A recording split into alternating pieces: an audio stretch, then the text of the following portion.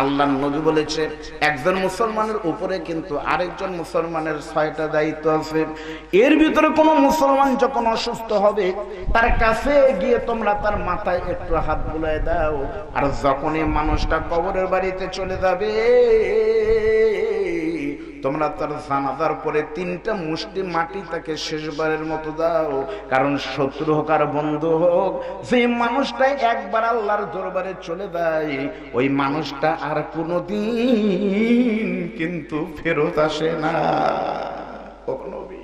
আমার অপরাধ হলো আমাদের এলাকার কোনো মানুষ মারা গেলে তার কবরের উপরে আমি 3 মুষ্টি করে মাটি দিই হুজুর, কিন্তু একটা কাজ হলো যখন কোনো মাইয়াত মারা যায় তার কবরে মাটি দেই, সকলেই যখন মাটি দিয়ে দিনের বেলায় চলে আসে, সকলেই যখন ঘুমিয়ে যায় নিশি রজনী, চতুর্দিকে অন্ধকার যখন ছুটে আসে, আমি আস্তে করে ঘুম থেকে উঠে আমার হাতে একটা ধারালো কোদাল অথবা একটা বড় কোনো যন্ত্র নিয়ে মাটি খোঁড়ার যন্ত্র নিয়ে ওই কবরস্থানের ভিতরে চলে যায়। নিশি রজনী কবরস্থানের ভিতরে কোনো মানুষ নাই, আমি আস্তে করে নতুন কবরের পাশে গিয়ে দেখি নতুন কবরের উপরে একটা খেজুরের ডাল পোতা আছে। আমি আস্তে করে খেজুরের ডালটা সরাই দিয়ে ওই কবরের মাটিগুলো সরানো শুরু করি। মুহূর্তের ভিতরে যখন কবরের মাটিগুলো সরে যায়, এক মুহূর্ত কাল বিলম্ব না করে ওই কবরের ভিতরে লাশের গা থেকে পুরুষ হলে পারে 3টি, আর মহিলা মাইয়াত হলে পারে কমপক্ষে 5 টুকরা কাপড় থাকে। ওই কাপড়টা আস্তে করে খুলে নিয়ে ওই কাপড়টা এনে মদিনার একটা মার্কেটে বিক্রি করে দেই।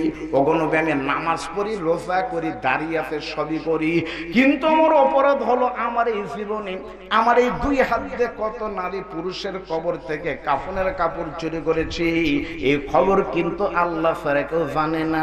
ওগুলো আমার অপরাধ হলো আমি একজন কাফন চোর। আপনারা সুবহানাল্লাহ বললেন না নাউজুবিল্লাহ বললেন? হ্যাঁ, নাউজুবিল্লাহ বলবেন না? আপনারা বলেন তো এই আমের গাছের যদি কেউ আম চুরি করে তাহলে আম চোরকে আপনারা ধরবেন, মারে ফেল দিবেন?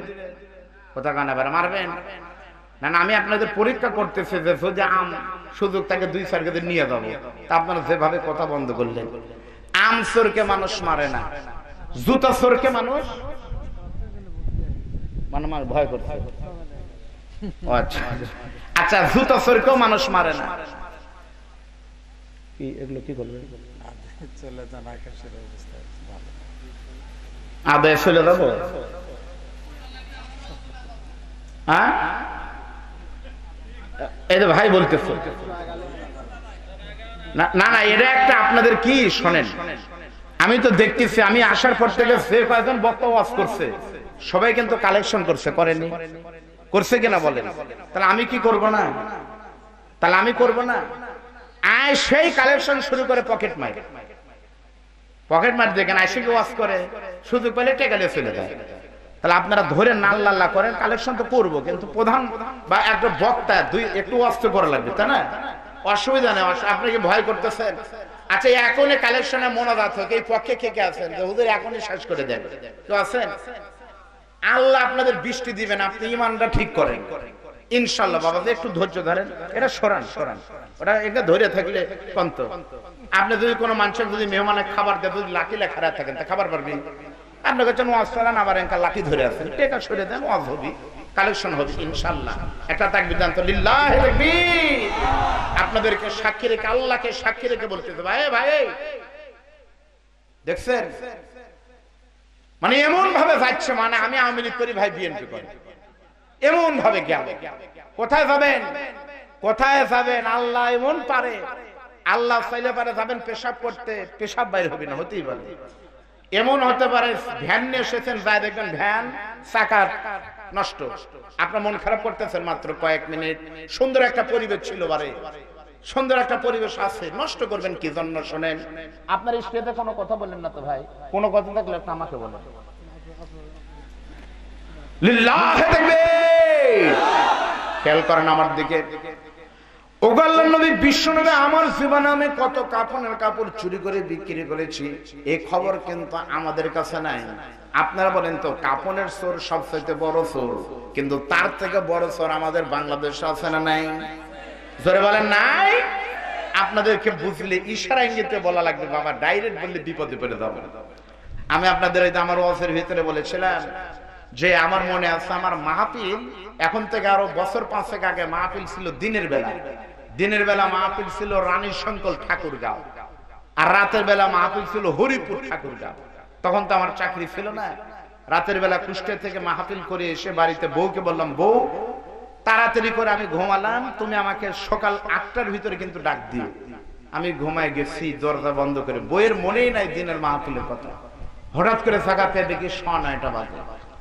লাভ দুইটা গোসল টোসল করে বের হলাম, সাথের ছেলেটাকে নিয়ে না খেয়ে বইয়ের উপর রাগ করে বাড়ালাম। ড্রাইভার বলতেছে, হুজুর ক্ষুধা লাগছে, কি করা যায়? বললাম গাড়ি লাগাও। হোটেল আকবরিয়া বগুড়াতে গিয়ে গাড়ি লাগানোর পর নাস্তা নাস্তা করে যখন উঠছি, আমি আমার গাড়িতে কিন্তু বক্তাদের গাড়িতে কিন্তু বালিশ আর কম্বল থাকে, ওখানে যা হয় ঘুম। আমি পিছনে ঘুমাবো। আমি আমার ড্রাইভারকে বললাম গাড়ি চালাও। সাথের সফর সঙ্গে আমার এক ভাতিজা, ওকে বললাম যে তুমি ড্রাইভারের সাথে গল্প করো, রাতের বেলা ঘুম নাই শুধু বাইতে দেয়। গাড়ি দিব্যি যাচ্ছে রংপুরের দিকে হা হা করে। বগুড়া মহাস্থানগড় পার হয়ে মোকামতলার পরে যখনই গাড়ি যাচ্ছে গোবিন্দগঞ্জ ঢুকবে, এমন সময় আমার ভাতিজা লাভ যেটা বলতেছে কাকা। তখন আমি নিশ্চিত যে হঠাৎ করে ডাক দিলে হয় অ্যাক্সিডেন্ট হবে হয়েছে, অথবা হয়তো পুলিশ ধরেছে, সার্জেন্ট ধরেছে। কিন্তু তাকে দেখি পুলিশও নাই, অ্যাক্সিডেন্টও নাই। ডাকলি কেন? আমার ভাতিজা তখন বলতেছে, চাচা পত্রিকার ভিতরে দিছে মরা মানুষ চাউল খায়, পত্রিকা দিছে মরা মানুষ চাউল খায়। আমি বললাম কেমনে মরা মানুষ চাউল খায়? আর যদি খায় তুমি ঘুম থেকে ডাকতে আমাকে বলা লাগবে। এমন রাগ করলাম, মন খারাপ করে আর কথা বলে না। আমি আবারও ঘুমানোর চেষ্টা করতেছি, কিন্তু ঘুম ধরে না, মনের ভিতরে খালি খুতুর খাতুর হয়, কি মরা মানুষ কেমনে চাউল খায়? আমি বললাম দেখি কি ঘটনা। আসল ঘটনা হলো আমাদের পাবনার ভাঙ্গুড়া উপজেলার এক ইউনিয়নের এক নেতা ক্ষমতার দাপটে 2008 সাল থেকে যত লোক এলাকায় মারা গেছে, প্রত্যেকটা মরা মানুষের নামের চাউল বয়স্ক ভাতারা মরে গেছে, ওদের কার্ডের টেকাতে লুই খাই। তখন এলাকার মানুষ কয় যে কে রে সকিনা বেগম চাল নাকাল তুলে লাগলো, মারা গেছে 12 সালে। তার 12 সালে মারা গেছে, 24 সালে তার চাউল বাংলাদেশে উঠতেছে। যারা মরা মানুষের চাউল তুলে খায়, জনগণের হক মারে, এরা কাফন চোরের চাইতে বড় চোর। করে বলেন কথা ঠিক না? এখন চোরের মায়েরই বড় গলা। আমি আল্লাহকে সাক্ষী রেখে বলতে পারি, কোরআন শরীফ আমার মাথায় নিয়ে বলতে পারবো, এই মিডিয়ার মাধ্যমে সারা পৃথিবী লক্ষ লক্ষ ভিউ হয়ে গেছে। 2 দিন আগে আপনাদের এখানে আমরা শ্বশুর জামাই বক্তব্য দিয়েছিলাম, সেই বক্তব্য একটা কাটিং 1 মিলিয়ন, তার মানে 10 লক্ষ মানুষ একদিনের ভিতর দেখেছে। কি মনে করছেন পারইলের মাহফিলকে কয়েক লোক দেখবে? 3 দিন পর বুঝতে পারবেন কত লক্ষ মানুষ দেখেছে। এটাও কিন্তু ইসলামের প্রচার। প্রিয় ভাইরা, আমার মনে আছে, আমি চ্যালেঞ্জে বলতে পারি, মুফতি আমির হামজা 3 বছর জেল খেটে আসলো। আমির হামজাকে আমি চিনি, আমির হামজা আমার ছোট ভাই। একই বিশ্ববিদ্যালয়ে পাশাপাশি ডিপার্টমেন্টে আমরা পড়াশোনা করেছি। ওর মিসেস আমার ডিপার্টমেন্টের ছোট বোন। আমির হামজার অপরাধ হলো, আমির হামজা নওগাঁ ওয়াজ করেছিল, সে ওয়াজ শুনে সিরাজগঞ্জের এক আধা পাগলা কাশি হাতে নিয়ে গেছিল সংসদ ভবন ভাঙার জন্য। কাশি নিয়ে সংসদ ভবন ভাঙবে, ওই পাগল বলছে আমির হামজার ওয়াজ শুনে আমার ভালো লাগছে, এই জন্য আসছি। এই অপরাধে আমির হামজা 3 বছর জেল খাটলো। জঙ্গি সন্ত্রাস বানানো হলো। জঙ্গি কেন? আমার বিশ্বাস তার বুদ্ধি হওয়ার পর থেকে কোন নারীর গায়ে কোনো হাত কেন, বাংলাদেশের কোন আলেম লুচ্ছমিত দূরের কথা, কোন যতগুলো অপরাধ করা হয়েছে কোন অপরাধের সাথে সাথে সম্পৃক্ত নয়। ফেরে বলেন কথা ঠিক না? তারপরে এখন তদন্ত হচ্ছে। এখন এদের সেদিন বলতেছে মামুনুল হকের বউ আসলেই ঠিক। তো বউ এখন ঠিক বলে লাভ কি? 3 বছর কোথায় গেল? একজন আবার বলতেছে না, আমির হামজা সাহেব আসলে ভুল করেনি, ছোট মানুষ, তারটা ঠিক, এখন বুঝতে পারছি। বুঝতে পারলি বেটা আজকে 3 বছরের হিসাব দিয়ে। এই জন্য শুনেছিলাম বনের ভিতরে রাজা হুকুম দিচ্ছে, এই বনে যতগুলো বাঘ আছে মানে সবগুলোকে তোমরা ধরো। বাঘ না, সবগুলো তোমরা ভাল্লুককে ধরো। ভাল্লুকের দেখা দেখে আরেকটা প্রাণী দৌড় মারতেছে, তোমরা দৌড়া কেন? বলতেছে ভাই আমি দেখতে ভাল্লুকের মতোই, যদি একবার গ্রেফতার হয় আমি যে ভাল্লুক না অন্য প্রাণী, এরা তদন্ত করতে 3 বছর লাগবে। ঠিক না ভাই? ঠিক বলেন আপনারা? চোরের মায়ের বড় গলা। এই বাংলাদেশের যুবকেরা, এই যুবকেরা ঠিকঠাক বলতেছে, তার মানে যুবক আছে বোঝা যায়। এই বাংলাদেশের যুবকরা চেনে একটা যুবক টিকটক করে, নাম হলো টিকটকার মামুন, প্রিন্স মামুন বলা হয়। আর তার মিসেস নয়, একটা মেয়ের সাথে বসবাস করে, নাম হলো লায়লা।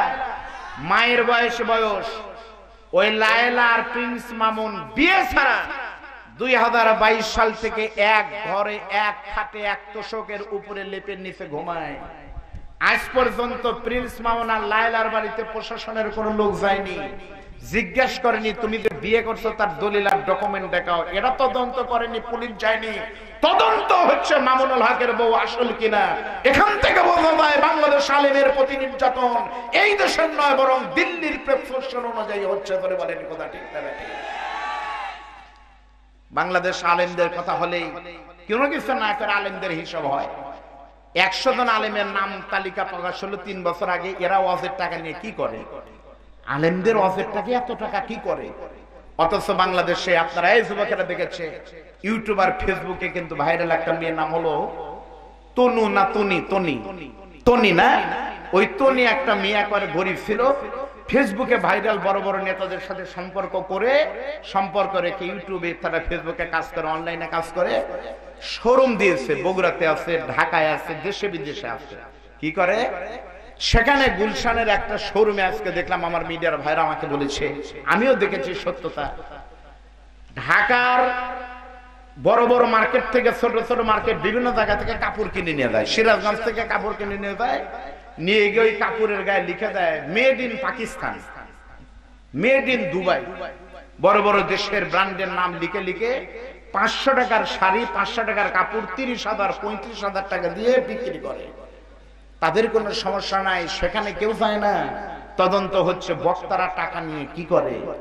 100 জন 114 জন বক্তার নাম আছে, তার ভিতরে আমি কমপক্ষে 20 জন বক্তার সাথে গেছি, মাওলানা বজলুর শুধু একজন। আপনারা যারা গিয়েছেন দেখে আসবেন। এই বক্তা সহ বাংলাদেশের যে কয়জন বক্তা আলেমদের নামে তদন্ত হচ্ছে, এই টাকা দিয়ে প্রত্যেকটি বক্তার বাড়িতে কিন্তু মসজিদ, মাদ্রাসা, এতিমখানা, লিল্লা বোলিং কিন্তু আছে। এই টাকা দিয়ে তার এতিমখানা, মসজিদ, মাদ্রাসা পড়ায়। বাংলাদেশের সবচেয়ে বড় আলেম, কোরআনের পাখি, মন্ত্রী হওয়া অবস্থায়, আলেম মানে এমপি থাকা অবস্থায় গুলশান, বনানী সহ ঢাকা বিদেশে বাড়ি করেননি। খুলনাতে গিয়ে দেখে আসবেন, দারুল কোরআন, সিদ্দিকে কামিল মাদ্রাসা, হাফিজে মাদ্রাসা, এতিমখানা এখনো কিন্তু জারি আছে। আলেমের টাকা দিয়ে মসজিদ, মাদ্রাসা হয়, আর জালেমের টাকা দিয়ে নওগাঁর টাকা পাচার হয়ে গুলশানে নয়, মালয়েশিয়ায়, বেগমপাড়ায়, কানাডায় বাড়ি হয়। ফেলে বলেন কথা ঠিক না? তনিদের টাকার তদন্ত হয় না, তদন্ত হয় শুধুমাত্র আলেমদের উপরে, শুধুমাত্র আলেমদের উপরে। এই নওগাঁ রাজশাহী রুটে আমার মনে আছে, গত বছর যাওয়ার সময় দেখলাম একটা মেলা হচ্ছে এই রোডেই, কোথায় আমি জানি না। এত বড় মেলা আমার জীবনে আমি দেখিনি। প্রথমে মনে করছিলাম হয়তো ইজতেমা হচ্ছে, পরে দেখি না গান হচ্ছে। ওখানে তদন্তের নামে কোনোদিন মেলা বন্ধ হয়নি, পহেলা বৈশাখে কোনোদিন নাচ গান বন্ধ হয়নি, রোজার ভিতরে ইফতারের ভিতরে খরচ কমা, ইফতারে বন্ধ হয়েছে। কিন্তু পহেলা বৈশাখে কিশোরগঞ্জের 17 কিলোমিটার রাস্তা 9 কোটি টাকা দিয়ে রং করা হলো, এরা অপচয় হয়নি। যত তদন্তকালী হুজুরদের, আর আমরা শালার পাগলা হুজুর নিজেরাই কামড়া কামড়ি করতেছি। আলিয়া ধরতেছে কমি ধরতেছে, আলিয়া হানাফি ধরতেছে, আলিয়া বলতেছে অমক খারাপ। কিন্তু এখন কে মারামারি করার সময় ভাই? 1 মিনিট শোনেন, ডাইরেক্ট বলবো না, কালকে বুঝবেন কি ডোজ দিয়ে গেলাম। আপনাকে কোনোদিন হিলি গেছেন? হিলি জাননি, ইন্ডিয়া গেলে বুঝবেন। হিলি সীমান্ত দিয়ে একদিন রাত 9টার সময় একটা লোক ভারত থেকে এসেছে, খেয়াল করেন, খুবই মারাত্মক কথা। বিসিবির ভাইরা ধরছে, কে রে? লাইট নিয়ে ধরে দেখেছে একটা বাংলাদেশি সাইকেল নিয়ে পার হলো। তখন এই বাংলাদেশিকে ধরে ক্যাম্পের ভিতরে এনে দেখতেছে কিছু নাই, একটা সাইকেল, বাইসাইকেল, আর সাইকেলের পিছনে একটা বস্তা। তখন বিসিবির যিনি অধিনায়ক তিনি বলতেছে, এইদিকে। এই দুইজনকে বলতেছে, এর সাইকেলটা সাইড করো, বালুর বস্তা চেক করো। এখন স্যারের কথা মতো 2 জন মিলে 3 জন মিলে সাইকেল সাইড করে বালুর বস্তা চেক করে দেখে বস্তার ভিতরে কিছু নাই, খালি বালু আর বালু।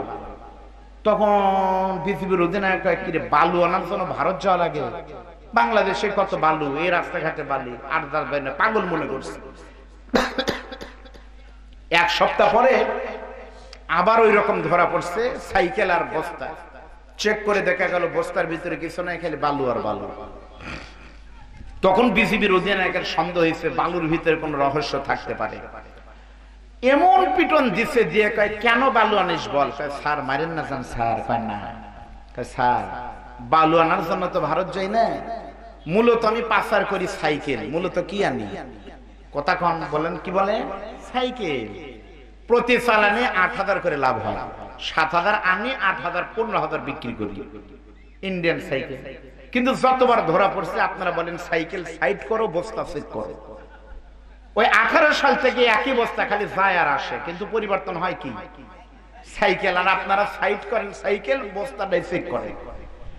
বাংলাদেশে পরিমণি, নায়িকা, গায়িকা এরা হলো বস্তা।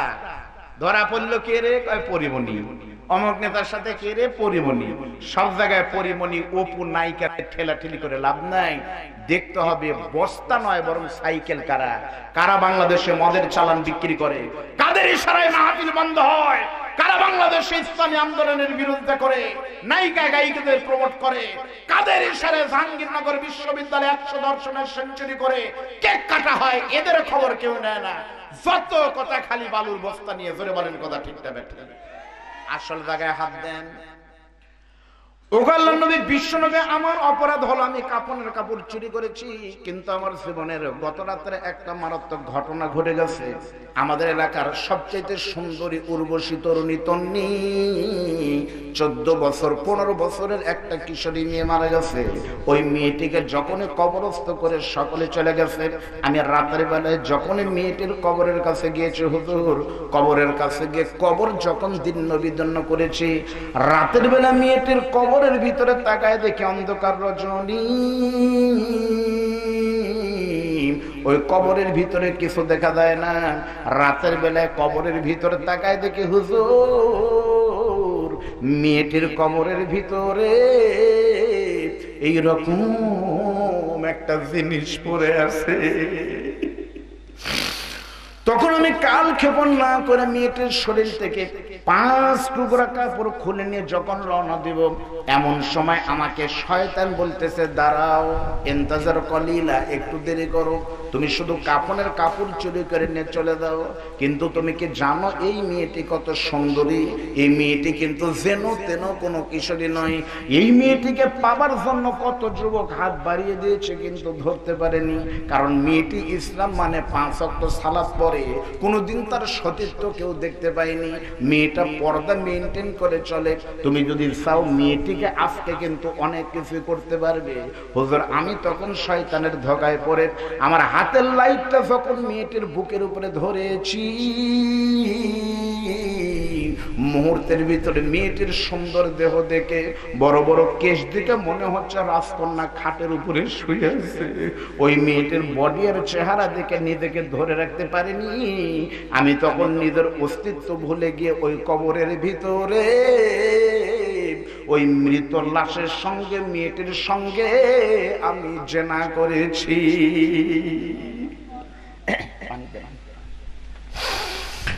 আমি আপনাদের বেশি রাত আলোচনা করব না, এখন মাত্র 12টা বাজেনি, মাত্র 10 মিনিট একটু শুনেন, বিবেকের কাছে প্রশ্ন করেন, দেখেন তওবা কাকে বলে, একটু পর বুঝবেন। হুজুর আমি মেয়েটির সঙ্গে যখন জেনা করে চলে গেলাম, কবরটাকে আগের মতো সুন্দর করে পরিপাটি করে যখন রওনা দেব, এমন সময় মনে হচ্ছে মেয়েটির সামনে দাঁড়িয়ে আমাকে বলতেছে, যুবক রে তুমি একটু দাঁড়াও, তোমার সঙ্গে একটু কথা আছে।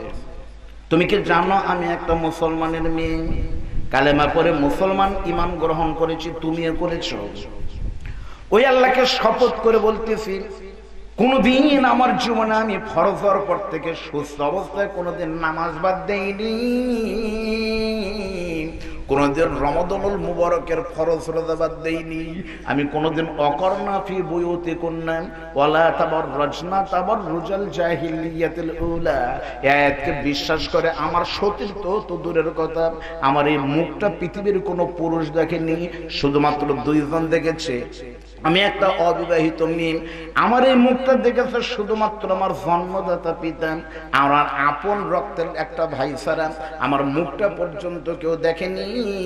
আর আজকে কবরের ভিতরে আল্লাহ আমাকে রেখে দিয়েছে পছন্দ করে। আজকে আমার কবরের প্রথম রাত, কমপক্ষে 50,000 বছর প্রত্যেককে কবরে থাকতে হবে। আমার এই জীবনের সবচেয়ে বড় নিয়ামত সতীর তো তুই হরণ করলি। 5টা টুকরা শেষ কাপড় তুই খুলে নিলি, আর গোসলও কোনোদিন দিতে পারবো না রে।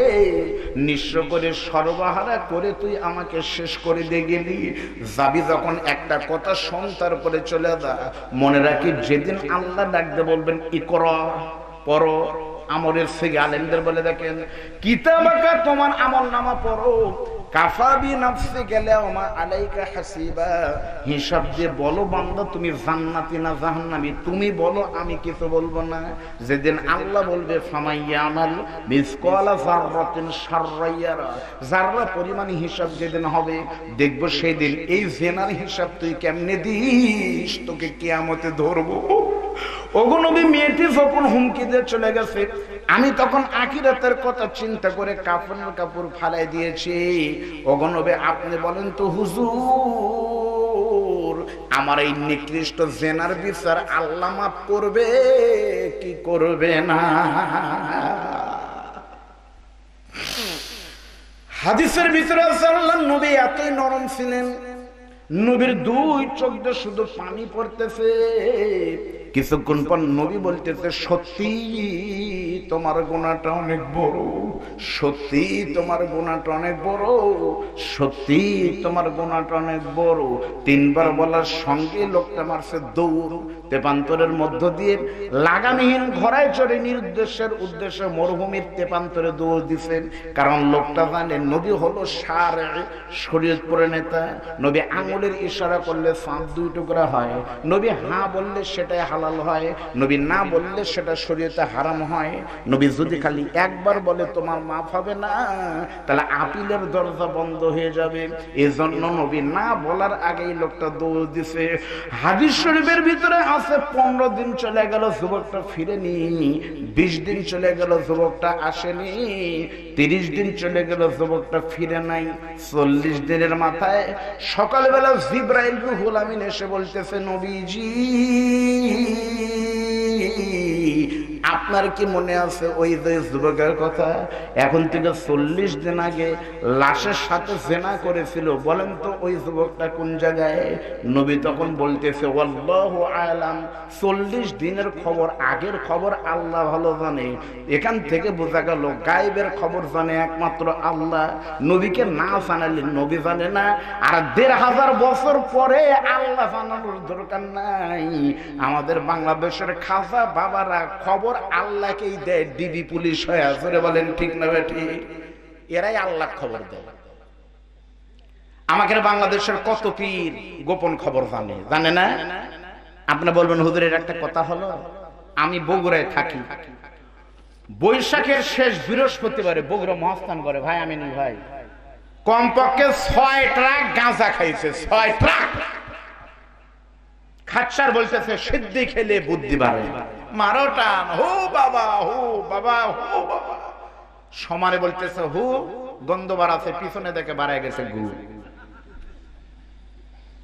রাত 9টার পরে সমস্ত বাতি বন্ধ করে দিয়ে পুরো মহাস্থান এলাকায় সেদিন কত দ্বারস সন্তান পয়দা হয়েছে সেই খবর বাংলাদেশের কেউ নেয়নি। জানে সেখানে জেনা হবে, জানে সেখানে মারেফতের নামে ধর্ষণ হবে, ইসলাম বিরোধী কাজ হবে, গাঁজা ইয়াবা বাবা খাবে। তারপরেও শতাব্দীর স্বাক্ষর প্রাচীন ঐতিহ্য বাংলাদেশের, নাচ গান ঢোবলা ডুগডুগি বাংলাদেশের ঐতিহ্য মনে করে প্রশাসন এটা বন্ধ করে না।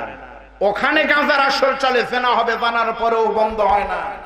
কুষ্টিয়া, একই কুষ্টিয়া লালন সার মাজারে লালন উৎসব হয় প্রত্যেক বছর 1 মাস করে, রাষ্ট্র পৃষ্ঠপোষকতা করে লালন উৎসব হয়, বন্ধ হয় না। বন্ধ হয় কুষ্টিয়ার সন্তান মুক্তি আমির হামদার মাহফিল করে, বলেন কথা ঠিক না বেঠিক? ওগো আল্লাহর নবী, বিশ্ব নবী, আল্লাহ ভালো জানে। নবী যখন বলেছে, জিবরাইল বলতেছে, ওগো নবী আপনি হয়তো জানেন না, এখান থেকে চলে গিয়ে ওই যুবকটা ওই যে বিশাল বড় পাহাড়ের উপরে চড়ে গত 40 দিন কোন নারীর কাফনের কাপড় চুরি করেনি, শুধুমাত্র একটা আমল করেছে, ছোট্ট একটা আমল কোরআন থেকে। ওই ছোট্ট একটা আমল কোরআন থেকে করার কারণে আমার আল্লাহ খুশি হয়ে 40 দিন আগে যুবকটা ছিল জাহান্নামী, আর এই মুহূর্তে আল্লাহ আমাকে খবর দিছে লাশের সাথে জেনা করার পরেও, শত শত লাশের কাফনের কাপড় চুরি করার পরেও আমার আল্লাহ শুধু একটা তওবার মতো আর একটা ছোট্ট কোরআনের আয়াতকে মানার কারণে ওই যুবকের জিন্দেগির সব গুনাহ মাফ করে তাকে জান্নাতি করে দিয়েছে। লিল্লাহি তাকবীর। তাহলে একটা আমলের কারণে যদি এত বড় পাপের গুনাহ মাফ হয়, আর আমি যদি এই আমলের কথা এখন বলে আপনাদের নিয়ে দোয়া করি, আপনাদের কি বিশ্বাস আপনার 22 আর 50 বছরের গুনাহ আল্লাহ মাফ করবে না? সত্যি আমার মন বলতেছে, আল্লাহর মন এখন ভালো আছে ভাই, তাহাজ্জুদ শুরু হয়ে যাবে। এই মুহূর্তে সারা পৃথিবী থেকে হজের দিকে লোক যাচ্ছে আমার আল্লাহর রহমতের দিকে। আমরা মাত্র 5 মিনিট পরে এই কথাটা বলবো, আমলটা কি না শুনে কি বলেন? একটা লোকও কিন্তু উঠেন নাই। দেখেন আবহাওয়া কিন্তু সুন্দর হয়ে গেছে, কারণ আমরা গোলামি করতেছি। গোলামি আমরা, মালিকের নাম কি? আল্লাহ আমাদের অপমান করবে না, বিশ্বাস না? 10 মিনিট থাকেন, আমি আপনাদের সামনে অবশ্যই বলবো। তার আগে আমার মনেই নাই আজকের মাহফিলের যতগুলো বক্তা ছিল আজ কিন্তু শুনিয়েছি, কিন্তু কোন বক্তাই কিন্তু মহিলাদের কোন আলোচনাই কিন্তু করেননি। করছে ভাই? তাহলে মা বোনেরা চিন্তা করবে কোন বক্তাই আমাদের ওয়াজ করলো না। এর জন্য 10 মিনিটের ভিতরে মাত্র 5টা মিনিট একটু আমি মহিলাদের ওয়াজ করব। এখন হয়তো কোনো পুরুষ মানুষ উঠে বলবে তাহলে 5 মিনিট আমরা ঘুরে আসি, এখন মহিলাদের ওয়াজ হবে। আপনি উঠতে পারবেন সেই লোক যার মা নাই, মেয়ে নাই, বউ নাই, মানে মেয়ের সাথে কোনো সম্পর্ক নাই, এমন লোক ছাড়া কেউ উঠার সাহস করবেন না। মনোযোগ দিয়ে শোনেন, আমি আপনাদের সামনে মায়ের ওয়াজ করব মাত্র 5 মিনিট। তার আগে একটু আপনাদের কাছে শুনতে চাই, আপনারা বলেন তো ভাই মহিলা মানুষ কয় প্রকার? বলতে পারবেন? না পারলে আপনারা বলবেন জানা নাই। জোরে বলেন জানা, আরো জোরে বলেন। এইবার আমি আপনাদের সামনে প্রমাণ করে দিব মহিলা মানুষ কিন্তু মোট 4 প্রকার। প্রথম প্রকার হলো আপনাদের ভিতরে যদি কারো মেয়ে থাকে, মেয়েটা যদি ছোট থাকে 5 বছর, 7 বছর, 9 বছর, 10 পর্যন্ত, তারপরে কিন্তু আর চলবে না। 4 বছর, 5 বছরের কোনো মেয়ে থাকে, বলেন তো আপনার মেয়ে যখন ছোট থাকবে মেয়ের সম্পর্ক বাপের সাথে বেশি হয় নাকি মায়ের সাথে? এই যে আমার ভাইয়েরা বলছে বাপের সাথে, সত্যি কিন্তু আমায়, তাই আমার বাড়িতে তার প্রমাণ। আল্লাহ আমাকে একটা ছেলেও দিয়েছে, একটা মেয়েও দিয়েছে। আমার মেয়ের বয়স হলো 7 বছর, ছেলের বয়স হলো 3.5 বছর। বিশ্বাস করেন আজকে দুপুর বেলার ঘটনা, আমার ছেলেকে মাঝখানে নিয়ে ওর মা এক পাশে, আমি এক পাশে, আমি আর ওর মা একসাথে বলতেছে বাবা একটা চুমু দাও তো বাবা। বিশ্বাস করেন আমার মনে আছে এখন পর্যন্ত আমার ছেলে কোনোদিন কিন্তু মা বাদ দেয় আমার গালে কোনোদিন চুমু দেয়নি, কিন্তু আমার মেয়েকে যতবার বলেছি মামুনি বলো তো কি ভালো, আমার মেয়ে কিন্তু ইঙ্গিত দিয়ে হলেও কিন্তু বলে বাবা ভালো। সত্যি কিন্তু বাবাই ভালো। আমি দেখেছি মাহফিল করে যখন বাড়িতে যাই মেয়ের কাছে সর সঙ্গে সঙ্গে কেমনে পাগলি বুঝতে পারে জানি না, মেয়েটা মাথা কিন্তু বাপের বুকের উপরে দেয়।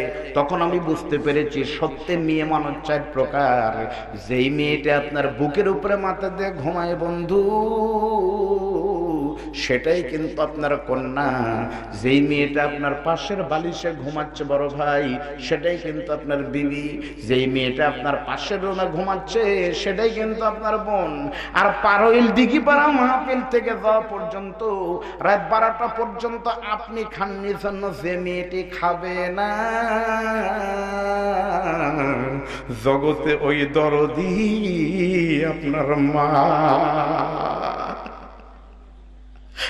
সব জিনিসের পরিবর্তন হয়, বিশ্বাস করে। বক্তার পরিবর্তে কিন্তু বক্তা পাওয়া যায়, এমপির পরিবর্তে এমপি আসে, বউ মারা গেলে বউয়ের পরিবর্তে কিন্তু বউ আসে। কিন্তু মা দুঃখিনী বাবার গায়ে যদি একবার কাফনের কাপড় চড়ে, মা বাবার ডুপ্লিকেট পৃথিবীতে হয় না। মনে রাখবেন পাহাড় যত বড়ই হোক আকাশের নিচে, নদীতে মাছ যত বড়ই হোক পানির নিচে, আর আপনি সন্তান যত বড় হন আপনার জান্নাত কিন্তু আপনার পায়ের মায়ের পায়ের নিচে। এই যে গরমের ভিতরে আপনারা বসে আছেন, একটু ঠান্ডা লাগলে আপনারা দৌড় মারবেন, বৃষ্টি লাগলে বৃষ্টি গায়ে পড়া যাবে না, কিন্তু মনে কি পড়ে না কবরস্থানে দুঃখিনী মার কবরে ঠাস ঠাস করে বজ্রপাত পড়তেছে, বড় বড় শিলা বৃষ্টি পড়তেছে, পাগলি তো দৌড় দিতে পারে না। এমন বহু মানুষ আছেন যাদের মায়ের কবরে মাত্র 2টা নেকির জন্য মার কবরে ফেরেশতারা লাঠি দিয়ে বাড়ি মারতেছে, বড় বড় সাপ কামড়াচ্ছে, জাহান্নামের সাপ। মা কিন্তু বিপদে আছে, কারো মায়ের কবরে মাত্র 2টা নেকি, বাপের কবরে শর্ট হইছে। এমন মানুষ এখানে যদি থাকেন, আমি একটু দেখতে চাই আপনাদের ভিতরে কার কার মা নাই। আমাকে না, ওই আল্লাহকে দেখান, বলেন তো কার কার মা নাই। আরে কত মানুষের মা এই ডাকার মুখে কোনোদিন আসবে না, হাত নামান। একটু দেখান তো আমার মতো কার কার বাবা নাই। আমারও কিন্তু বাবা নাই। এই তো বাবা তাদের চলে গেছে। সত্যি বলতেছে আপনাদের ভিতরে সবার দায়িত্ব আমি নিতে পারবো না। তাহাজ্জুদের রক্ত শুরু হয়ে গেছে, মাত্র 2 মিনিট 120 সেকেন্ড। আপনাদের ভিতরে শুধুমাত্র 30 পারা কোরআনের নামে নামে 30 জন মানুষ আপনার মা অথবা বাবার নামে 1টা করে 1000 টাকা ভিক্ষা চাই, দেন না দেন উঠবেন না। 2 মিনিট, তারপর আমার বাকি 7 মিনিটের ওয়াজ শেষ করে মনোযোগ। 3টা দোয়া কবুল হবে। 1 নাম্বার, আপনার মা বাবা জান্নাতে আছে, আপনি যেন স্বপ্নে দেখতে পারেন মা জান্নাতে আছে। 2, আল্লাহ যেন একটা বার হলো হজে কবুল করে। 3, এই 30 জনের মনের একটা আশা যেন আল্লাহ পূরণ করে, একটা হলো পূরণ করে, একটা হলো ইনশাআল্লাহ। এটাকে হাজির সাহেব 1000 টাকা আল্লাহ তাআলা কবুল করে ফেরে বলেন আমিন। 2 মিনিটে কালেকশন শেষ হবে, একটু বসবেন, কেউ যাবেন না। আরেকজন আল্লাহর বান্দা জনাব আব্দুল আজিজ সাহেব, আমার বাবা।